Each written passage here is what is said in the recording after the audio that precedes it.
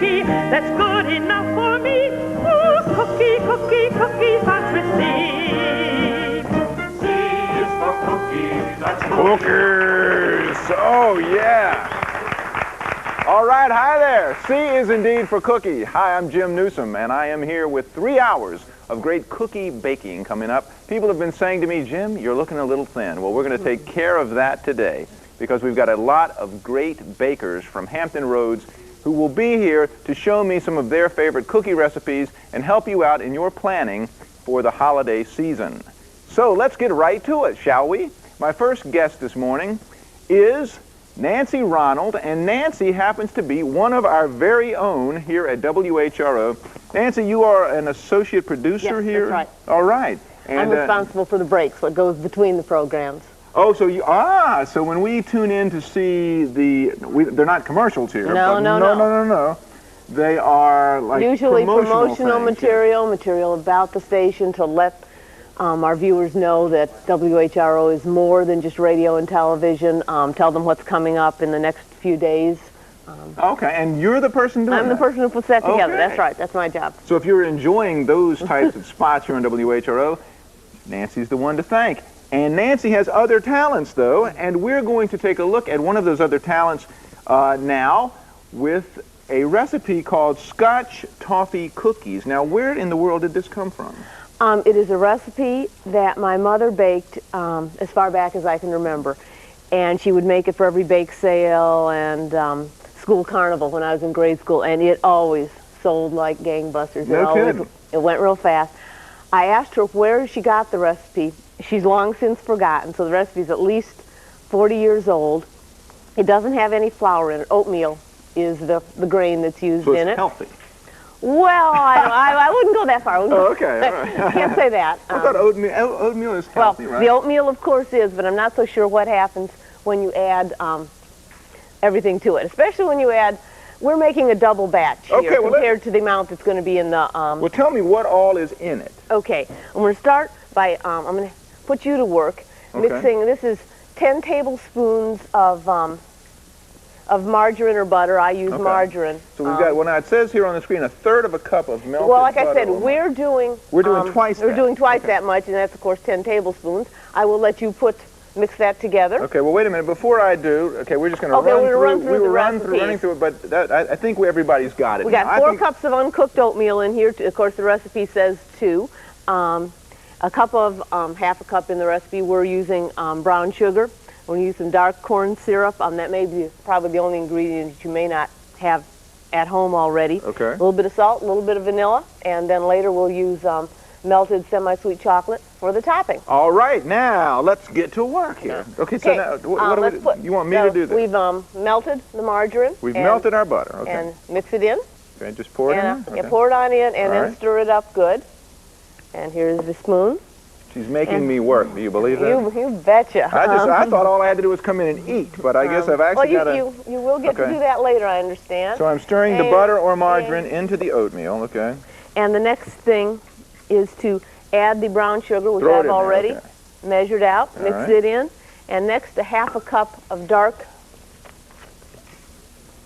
corn syrup. Oh, that's what that... I didn't know what that was looking at that out here. Dark corn syrup. Comes from dark corn. Actually, it gives some of the rich toffee-like flavor. Ooh, I like that. And now that I've got it in the measuring cup, I'm getting it back out. How much of that are we putting in? Half a cup. Okay, half a cup. And again... ooh, yeah. Now, do I stir this? Yes, stir it right on in. Keep stirring, Just keep stirring. And meanwhile, I'll try and get as much as I can out with a scraper. I know my mom is at home right now saying he never was that helpful at home. What in the world? Why is he so helpful today? Well, because you're going to get to eat them when we're done. Yeah, that's right. And there is a payoff here, huh? Okay. The next step is the salt. And I'm trying, don't want my hand to slip and pour in too much. No, please. Because we're trying to keep this healthy, right? So we don't want too much sodium in here. In a lot of recipes, I leave out the salt, and I would imagine you could get away with it in this one, too. But yeah, because that really wasn't even that much salt. No. Okay. It's a cookie. What do we got now? Vanilla? And vanilla. Vanilla. And I'm going to pour in quite. Yeah. Okay. And there we go with that. And about all we have to do is Now, mix it up real good. Okay, mix it up real good. Yeah, you don't have to be gentle with it. It's oatmeal. You can take it and get it off the side. Get it off the side, okay. Okay. I will be the best baker in town after this show is over. Okay, let me help you by getting some off of the spoon so that you can mix it in Well, good, I appreciate better. that And give it a... because what kind of consistency? And actually, I would imagine that for families, this is something that, with a little supervision, and especially once we get to the next step, that children could do. All right. So it's a family project. It sure could be. Oh, yeah. Okay. Now of course, and you'll get you have a few more stirs at that. More stirs, okay. And I would think we've pretty well got that. And So that's the way it holds together? That's it? It will bake together because of the sugar, and the syrup is going to stick together. It melts together? It stays crumbly, and we're simply going to put it in the pan. And let me tell you, I learned the hard way last night. Either have a non-stick pan or put Pam in their non-stick spray. Okay. Otherwise, getting it out can be the devil. I used, for the batch I made to show when I made it last night, it wanted to stick to the pan. And it may be overkill to use non-stick spray on a non-stick pan, but I think, and also non-stick spray on our hands will be a help because we won't get so much stuff to it. But I'm still going to give this a quick hit. Oh, do this too, huh? Yeah, no, not in your face. You're spraying my face here. Watch this. Okay, and it'll keep us from... Smells like popcorn. Well, it's I guess butter flavored. Okay. And we so simply put this in the pan. Are we doing this with hands? No, we're going to... Oh, okay. I'm trying to figure out why I just did this. Because you're going to use your hands to flatten it into the pan. I see. Okay, so just pour it in? Or Yep, all at once is fine then. Okay. We're going to get it, and I'll help you with the scraper. And this is the part that I imagine kids might be good at. And that would be, you're just going to use your hands to, well, hopefully not a mess. And you don't have to be gentle with it. You want to flatten it out as much as you can, all the way to the corners. Okay. As level as you can. Like stomping on grapes. Well, yeah, if you stomp with your fingers. Yeah, right. I certainly wouldn't recommend feet for this. Even small feet might be. She even takes the straight lines and runs with them. All right. Anyway, it's quite easy. We've got paper towels right there. You want to hand me one? Yeah, I'll get you one. Sure, yeah, right. I'm sure glad we did that. And actually, this one was a whole lot easier because last night I forgot to spray my hands. I guess you could also use a little oil, and I wound up with quite a bit of syrup and sugar, and I'm like stuck. Okay, so now what do we do? If we had, pardon me. If we had an oven. If we had an oven, we would cook it. Bake it. Yes, 375 degrees, about 12 minutes. Where's my man with the water over there? I certainly do need a drink, that's for sure. Come on, we need some water out here. Anyway, we're going to put it in a 375 degree oven. For about 12 minutes. 12 minutes, okay. It will be very bubbly. Yep. Oh, thank you. Okay, so 12 minutes, we take it out of the oven. Allow it to cool. Okay. And then you turn the pan upside down. What had been the bottom is then the top. Okay. But let it cool all the way. If you get a little bit, you want to get this to cool right away and try and dump it out, well, it's still going to be too soft and probably no great loss. You're going to have uneven shaped Scotch toffee, but still tastes the same, but it just won't look quite as pretty. And what do we do with it? Okay, so let's assume that we've inverted it. Okay. We melt some semi-sweet morsels. This is after it's baked. I understand. And simply spread either a thick or a thin coat, depending on how much chocolate you like. Allow the chocolate to harden up. And so you just melt the chocolate? Yes, and then just spread a thin coat on the top, and there's Scotch toffee. And before you know it, okay, so then 12 minutes of baking, then the melting the chocolate, then cooling, putting the chocolate on top, and then what do you have, you say to yourself? Why, you've got some fantastic Scotch Toffee Cookies. They look good, don't they? Yeah. And so, but are they?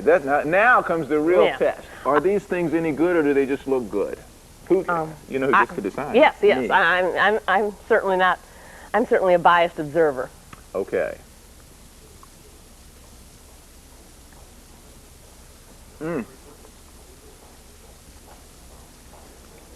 It works. They're good.